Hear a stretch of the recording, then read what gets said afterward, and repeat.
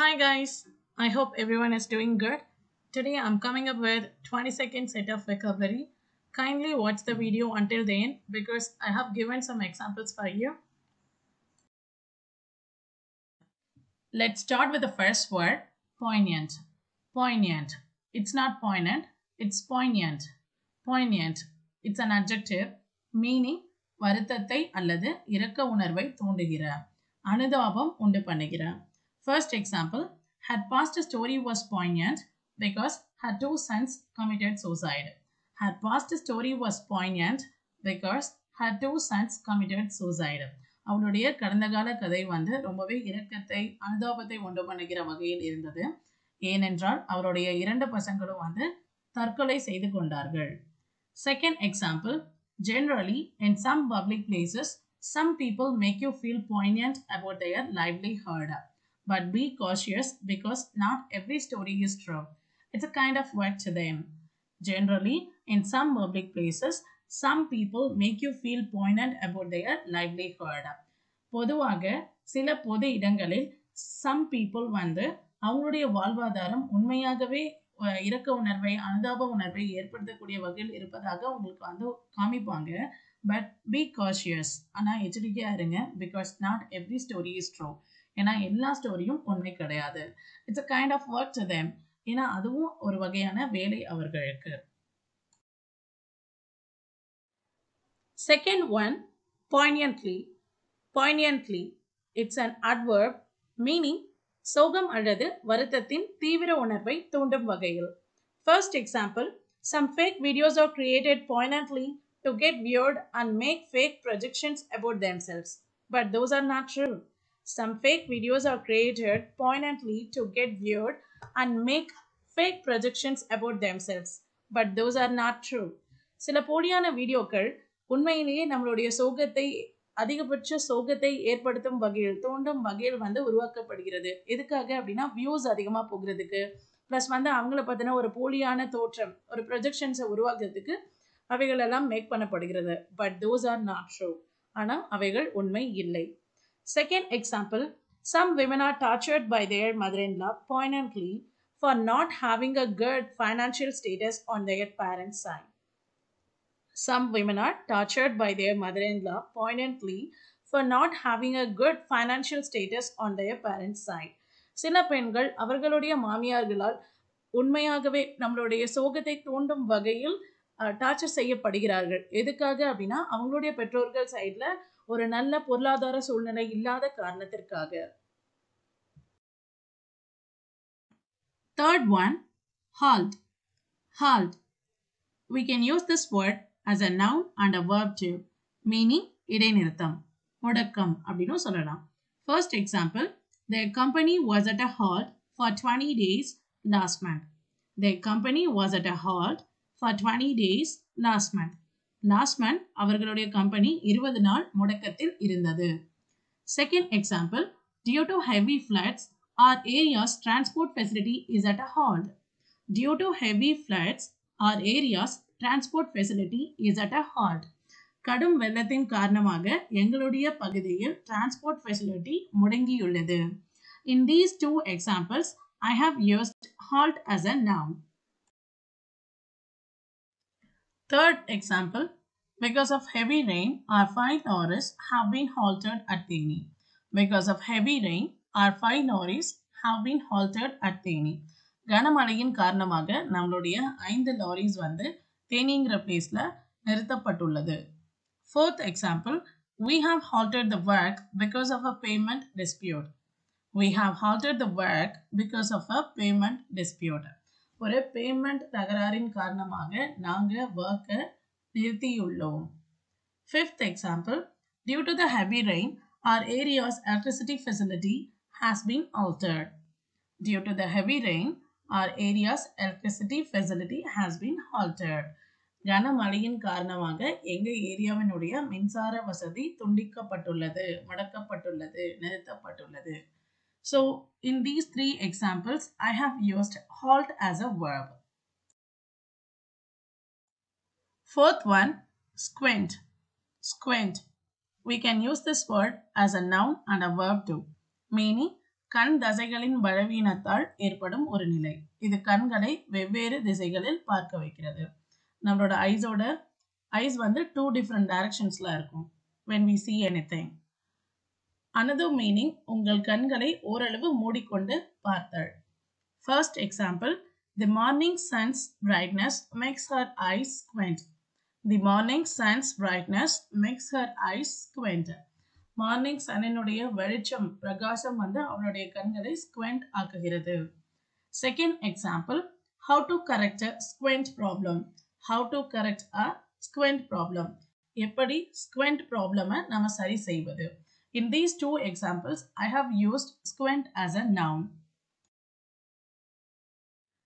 Third example, I squinted when I tried to see the sunlight after my eye surgery. I squinted when I tried to see the sunlight after my eye surgery. என்னுடைய ஐ சர்ஜரிக்கு அப்புறம் சூரிய வெளிச்சத்தை நான் பார்க்க try பண்ண போது I squinted, நான் என் கண்களை மூடிக்கொண்டேன், இல்லைனா கண் இமைகளை சுருக்கினேன் அப்படின்னு அர்த்தம். Fourth example, whenever I face bright lights, I squint. It makes my vision blur.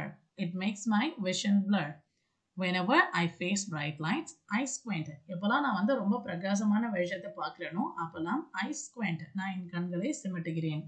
It makes my vision blur. இது வந்து என்னோட பார்வையை வந்து மங்கலாக செய்கிறது. In these two examples, I have used squint as a verb. Fifth one, stalk. We can use this word as a noun and a verb. Meaning, ஒரு தாவரத்தின் முக்கிய தண்டு. Another meaning, ஒரு விலங்கையோ அல்லது நபரையோ கவனமாகவும் ரகசியமாகவும் முடிந்தவரை நெருக்கமாக பின்தொடர்வது, பொதுவாக அவற்றை பிடிக்க அல்லது கொள்வதற்காக. Another verb meaning, கோபமான அல்லது பெருமையான வழியில் நடப்பது. ஒரு இடத்தை விட்டு கோபமா வெளியே நடப்பது. ஸோ அதை வந்து ஸ்டாக்னு நாம சொல்லலாம். First example, I trimmed the stalks of the roses before putting them in the vase.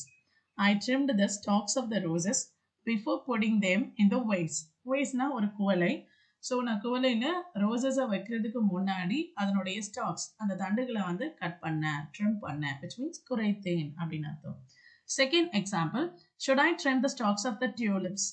Should I trim the stalks of the tulips? நான் வந்து tulips flowers-ஓட ஸ்டாக்ஸை வந்து ட்ரிம் பண்ணணுமா, குறைக்கணுமா அப்படின்னு நம்ம கேட்குறோம். In these two examples, I have used stalks as a noun. Third example, the police had been stalking the smugglers for 3 months before they arrested them. The police had been stalking the smugglers for 3 months before they arrested them.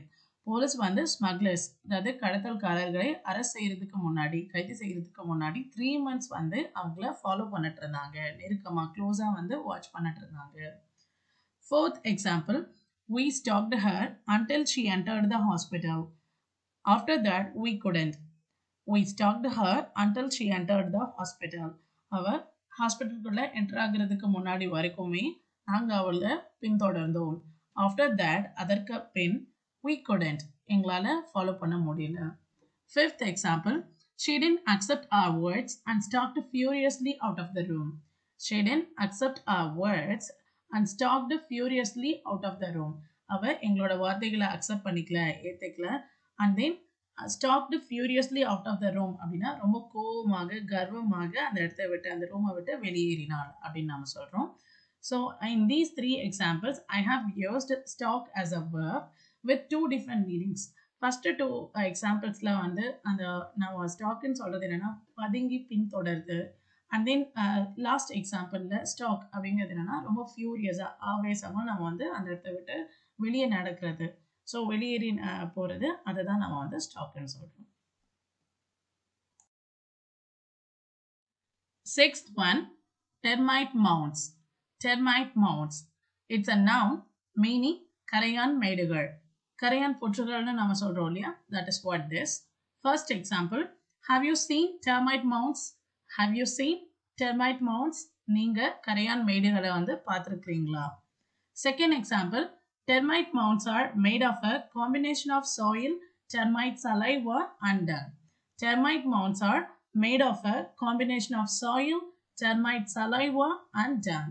So அந்த கரையான் புற்றுகள் வந்து எப்படி உருவாக்கப்படுகிறது அப்படின்னா combination of soil மண், termite saliva அந்த termite கரையானினுடைய உமிழ்நீர் and tongue சாணத்தின் காம்பினேஷன்ல அது உருவாக்கப்படுகிறது.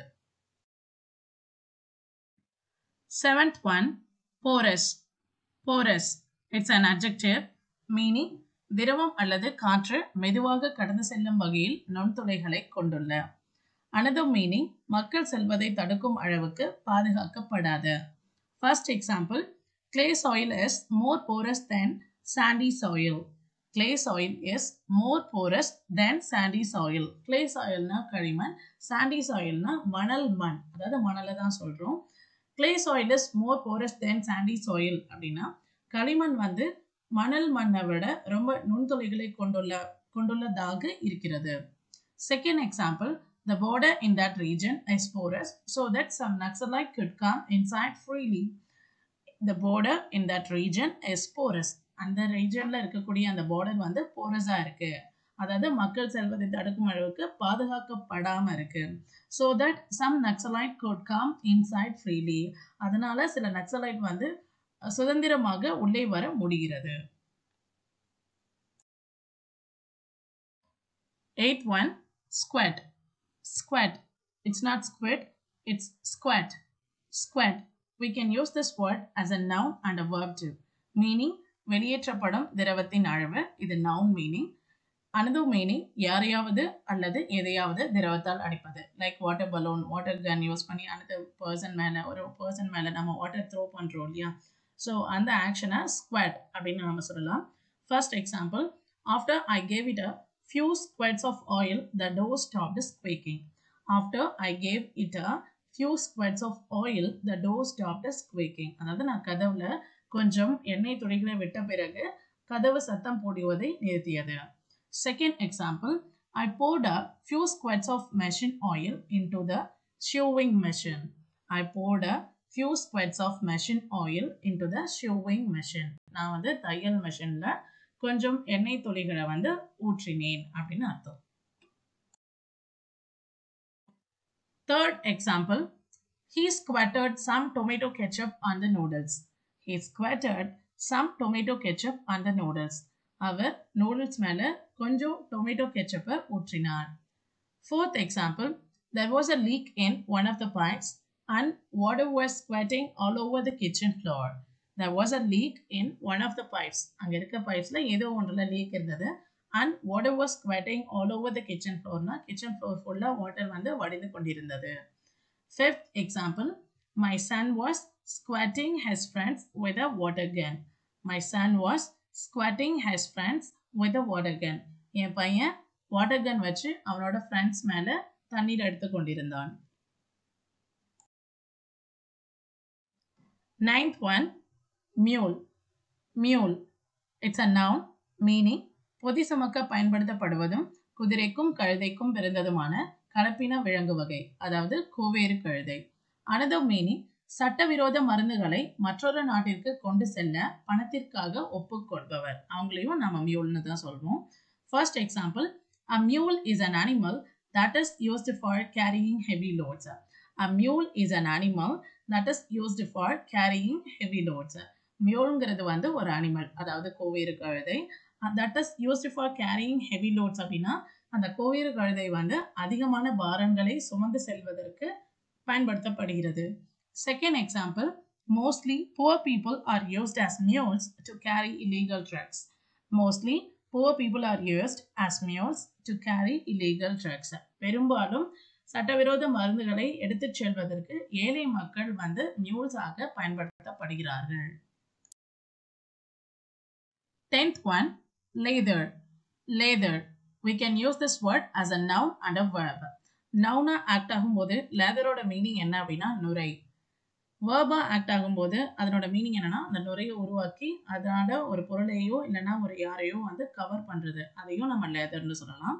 ஸோ லேதர் அப்படின்னா நுரை அல்லது சோப்பிலிருந்து ஒரு நுரை தயாரிப்பது அல்லது எதையாவது அல்லது யாரையாவது நுரையில் மூடுவது.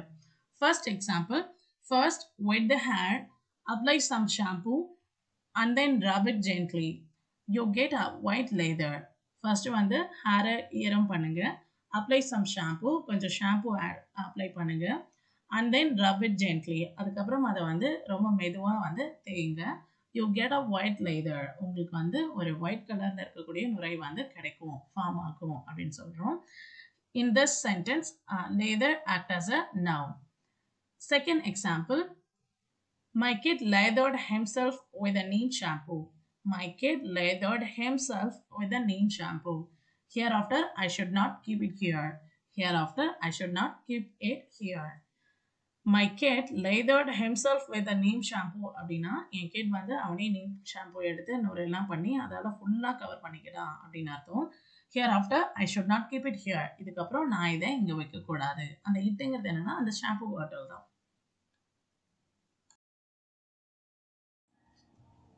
That's it, guys. With this, we shall wind up. I hope you all will get satisfied with this video. If you like this video, kindly give a thumbs up and subscribe to my channel for more videos. As usual, I wish to say one thing, that every day try to brush up your vocabulary, try to learn new vocabulary. That's all. Thank you all.